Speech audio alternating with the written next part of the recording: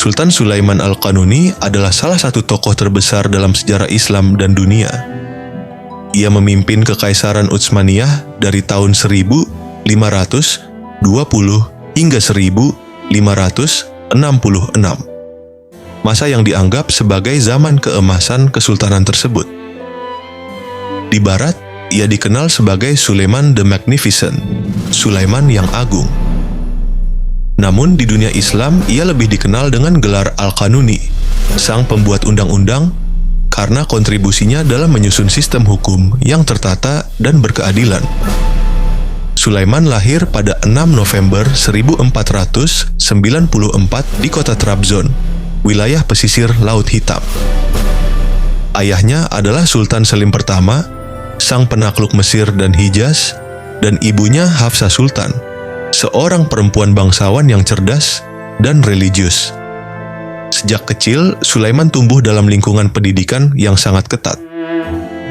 Ia belajar ilmu agama, bahasa Arab dan Persia, ilmu perang, filsafat, dan administrasi pemerintahan.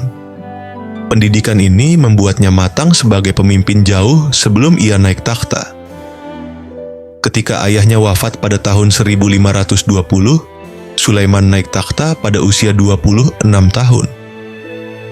Awal pemerintahannya langsung mengguncang dunia. Ia memimpin ekspedisi militer ke Eropa Timur dan berhasil merebut kota Beograd pada tahun 1521. Setahun kemudian, ia berhasil menaklukkan Pulau Rhodes dari tangan kesatria Saint John, sebuah kemenangan besar dalam sejarah maritim Islam. Namun, puncak kejayaannya terjadi pada tahun 1526 dalam pertempuran Mohacs, di mana tentara Utsmaniyah menghancurkan kekuatan Hungaria dan membuka jalan ke jantung Eropa. Sulaiman bahkan sampai ke gerbang kota Wina pada tahun 1529. Meski pengepungan itu gagal menaklukkan kota, pesan politiknya sangat kuat. Utsmaniyah adalah ancaman nyata bagi Eropa. Armada Laut Utsmaniyah juga menguasai Laut Tengah berkat kepemimpinan Laksamana Khairuddin Barbarossa, sekutu setia Sultan Sulaiman.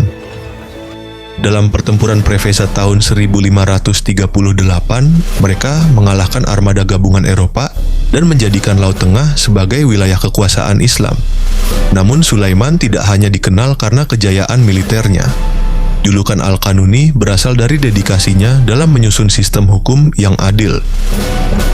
Ia menata ulang berbagai hukum agraria, hukum pidana, serta hak-hak sipil bagi Muslim dan non-Muslim. Ia menyatukan hukum syariat Islam dengan kanun, hukum sipil, sehingga tercipta sistem pemerintahan yang efisien namun tetap Islami. Di masanya, petani dilindungi dari pajak yang sewenang-wenang, qadhi, hakim syar'i, diperkuat perannya, dan rakyat merasa aman di bawah kekuasaan negara. Sulaiman juga dikenal sebagai pelindung seni, sastra, dan arsitektur. Ia adalah seorang penyair yang menulis dengan nama Pena Muhibi, dan karya-karyanya masih dibaca hingga kini. Ia juga membangun banyak masjid dan lembaga pendidikan, termasuk kompleks Masjid Sulaimaniyah di Istanbul yang megah, dirancang oleh arsitek legendaris Mimar Sinan. Dalam kehidupan pribadinya, Sulaiman dikenal karena kisah cintanya dengan Hurrem Sultan, seorang perempuan asal Ukraina yang awalnya adalah budak istana. Berbeda dengan sultan-sultan sebelumnya yang tidak menikah secara resmi, Sulaiman justru menjadikan Hurrem sebagai istri sahnya dan memberinya pengaruh besar dalam pemerintahan. Dari pernikahan ini lahir beberapa putra, di antaranya Selim kedua yang kelak menjadi penerusnya. Namun hubungan ini juga menimbulkan konflik internal. Putra tertua Sulaiman dari selir lain, Pangeran Mustafa, dibunuh karena dianggap sebagai ancaman takhta. Banyak sejarawan percaya bahwa ini terjadi akibat intrik dan politik istana yang dipengaruhi oleh Hurrem dan para pendukungnya.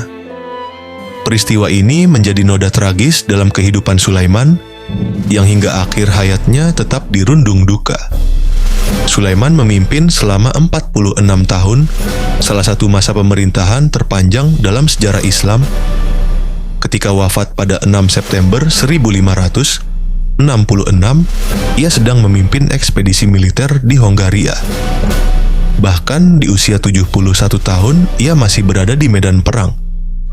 Jenazahnya dibawa kembali ke Istanbul dan dimakamkan di kompleks Masjid Sulaimaniyah, dekat istrinya Hurrem. Kematian Sulaiman menandai akhir dari era ekspansi besar-besaran Utsmaniyah. Setelahnya, para sultan berikutnya lebih banyak mempertahankan wilayah ketimbang menaklukkan. Namun, warisan Sulaiman tetap hidup dalam hukum, dalam seni, dalam sejarah Islam. Ia dikenang bukan hanya sebagai penakluk dunia, tapi sebagai pemimpin adil yang menjadikan Islam tampak indah dan kuat di mata dunia.